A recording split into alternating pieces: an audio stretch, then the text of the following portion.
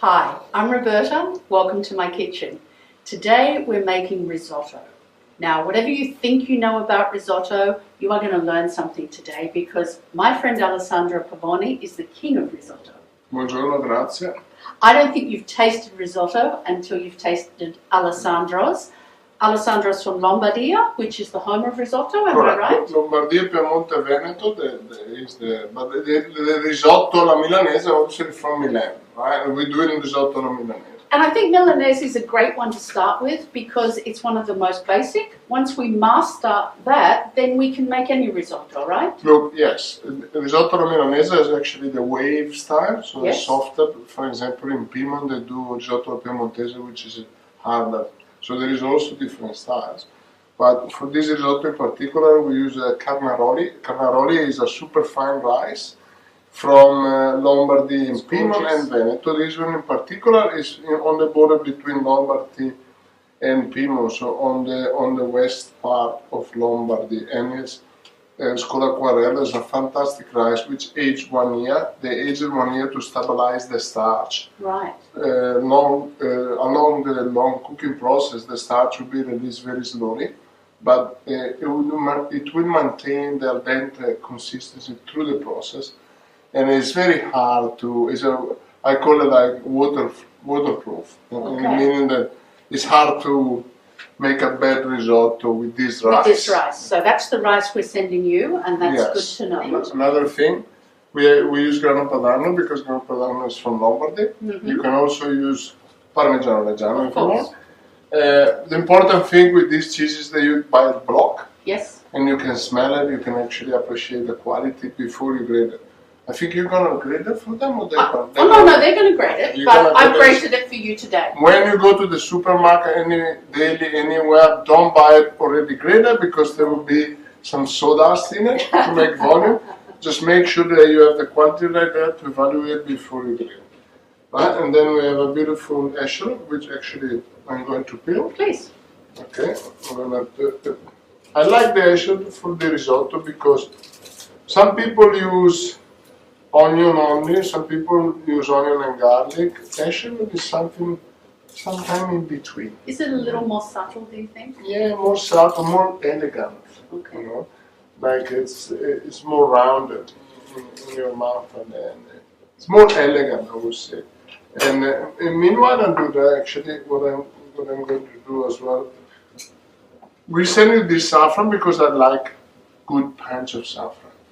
So I would suggest you, if you're not a fan, it's going to be heavily flavorful if you use the whole thing. So maybe just use half of that, or a pinch. You'd use all of it, wouldn't you? I use all. So it's up to you. It depends how much you like saffron, but it is quite aromatic and quite a strong flavour. Yeah, it's a strong flavour. Risotto is a saffron risotto base. Sure. Maybe start with half if you're not used to it. Yeah. So, and then I add my white wine on the saffron, so it's going to hydrate back the saffron because saffron is not, but it's stigma of the flour, they've been dehydrated. Yes. And we need to hydrate it back to extract the flavor and also the crumbs. It's gorgeous already. Now I'm going to chop my echelon. Now there's something interesting, well there's several interesting things you've taught me about risotto, but I think we've all been taught the old school way of you have to stand there and stir it constantly. And you told me that's what your mother taught you, right? Correct. But you have a different version. Yes, basically when you add, it's very important to add, any ingredient has to be, the stock needs to be hot, the wine needs to be hot, or at least at room temperature, right? You don't want to create a shock in the beginning when you add the liquids or any ingredient. When you add the stock, you form a layer of gas between the rice and the bottom of the pan. Okay. If you mix it, you let the oxygen go on the bottom and it will oxidize, will stick to the bottom. Right. Instead of that, I shake Okay. or through the process, nearly to the end. You know? And that allowed you to do other things. So you're not standing there a slave to the stove for Correct. 18 minutes. I like Also it. because when you are in a busy restaurant, in a busy kitchen, you can't really stay there and steal one risotto. It's not practical. It's unthinkable, you know. But this result, I mean, the result's perfect. So it's Absolutely. great tip. I did 32 years in the kitchen, and I remember when I came in Australia the first time. I went and worked in an Italian restaurant in the Italian Laika, in the Italian Of course, where cuisine, else?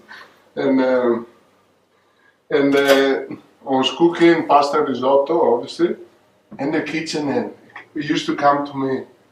I love you, I love you. Why? Because I was the only person that never burned the risotto pot. Of course. He just wipe, wash. If you start stirring and you forget a little bit, it burn. So he used to have other chefs that all burn pots, and he was there in the middle of the night to try to fix them. And we never need. So it's good for you at home because you don't need to actually use the metal stuff to get it off. It's actually gonna clean up So we get a very, great very result easily. with less washing up. Correct. I love it. Are we ready to go to the stove? Let's go to the stove. Okay. So now we're going to do our risotto. We're gonna have high heat to start under the pan. We can put our beautiful pepper cider butter in there. Nice, beautiful, one of the best butter in the world. We let them melt a little bit. I add now my echalot.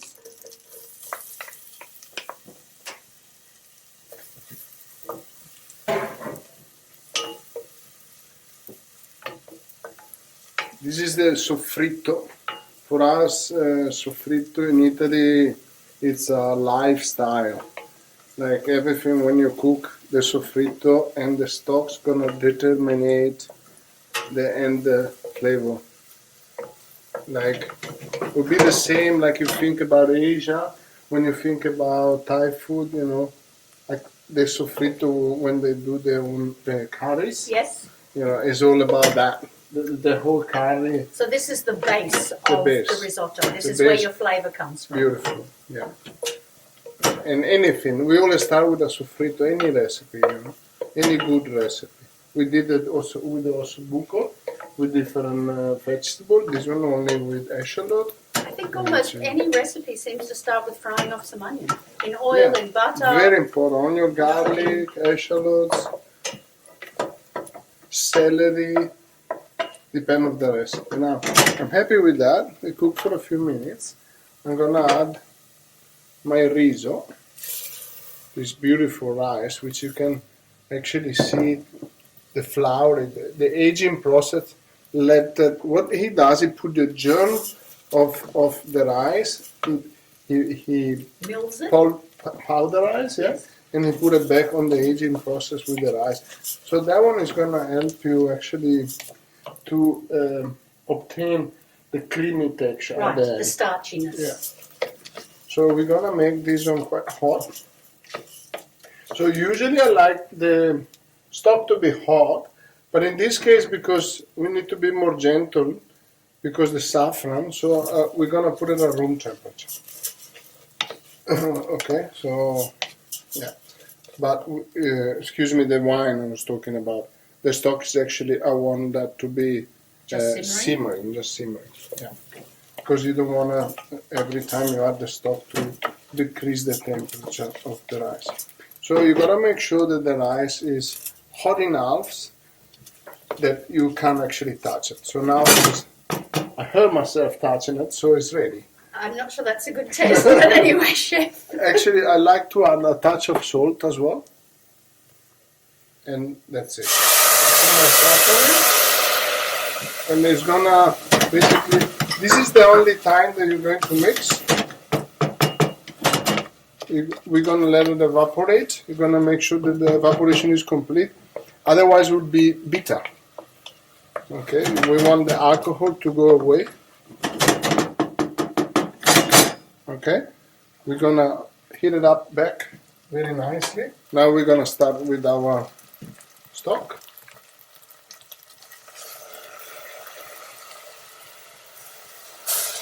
And you can put even half of the stock.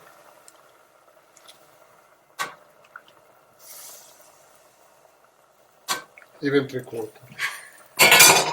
You gotta make sure just touch it, shake it a little bit, and that's it. Then you have to have a simmering, so you gotta play with the flame. When it's simmering nicely, you forget about it. So that's about the amount of bubble that we want? Yeah. Okay. So yeah, it's gonna take between 16 to 20 minutes.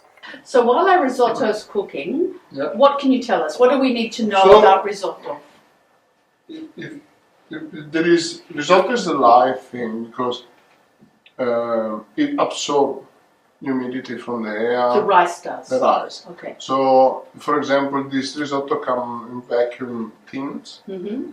So when you open, it need 18 plus minutes to cook. Mm-hmm. 5 hours after, maybe 16. Okay. Some days after the tin has been open, maybe you go down to 14. Because it's And it drawing depends- moisture from the air. Drawing moisture depends where you live, how much moisture in the air right now, a lot of things. So even the amount of stock is never perfect because it depends. Also with the same rice, it's never perfect because the rice change. So Of course. one day you need less, one day you need more. So what I like to have, I like to have al dente consistency, which is it's got still a bite, but it's not crunchy. Okay. It's Like a actually pasta. it let it go. Yeah, when you bite, it feel like it's going to crunch, but it let it go there. And that's the beauty of cooking as well, because you gotta you gotta work with what the day is giving you, right? And I love it. That's why I love cooking. And I know sometimes when I've cooked risotto with you, we've run out of stock, it's needed more, so we can just add a little boiling water. can't we, Absolutely. At the end. You just add a little bit of boiling water, and then at the end, when you do the mantecatura and the tasting, you can, fix it. Add a little salt if necessary, but don't forget the grana padano also add It's salt salty. in it. Yeah, it's umami. Okay. So, yeah. Let's Thank see how our rice is going. Yes. So we went on about 10 minutes. I'm checking, and the risotto is not stick to the bottom. Of course So I'm not. gonna add a little bit more stock. Now there is one rule about stirring. Once we start stirring, we have to keep stirring, correct? Another 2-3 minutes, and we're gonna start. So we're going to postpone stirring for as long as possible. Yeah, because if I would have other ingredients to put in, I would start stirring earlier. This risotto doesn't have anything until the end. So now we are well over 10 minutes. I'm gonna start mixing the rice. You can see that it's perfect. And I keep adding now little by little my stock, and I have to keep mixing. It's also gonna help me now the mixing process to release all the starch properly. So now the risotto is ready, and it's good. It's still splitting a little bit because we didn't mantecare yet. So now we're gonna add our butter, which is cold from the fridge. Yes? Some people put it from the freezer. Really? So very small cubes Yes? from the freezer because you want to drop the temperature of the rice. We start to incorporate the butter, and we do this beating movement. I have my grana padano as well, and we're gonna whisk it through like a proper.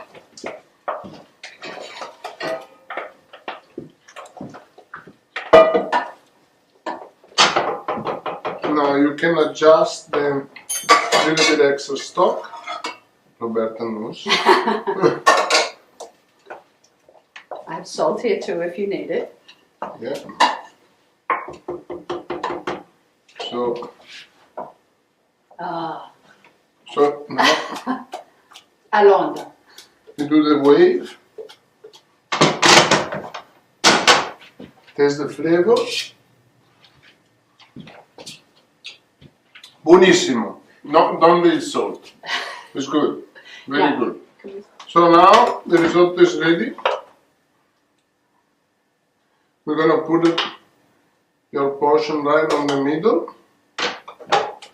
And then usually I like to have a tava on the table, like Maestro Marchesi taught me. You flat it down so every grain touches the bottom of the plate, and when you eat it from the outside in, so it cool down slowly. It's always hot in the middle. That is so beautiful. My kids love it. This is my kids' favorite meal. Plain like that. Look at that. Look at that. Perfetto. Perfetto, buonissimo. All it needs now is some ossobuco. Ossobuco, cremolata and Perfetto. mamma mia. Buon appetito.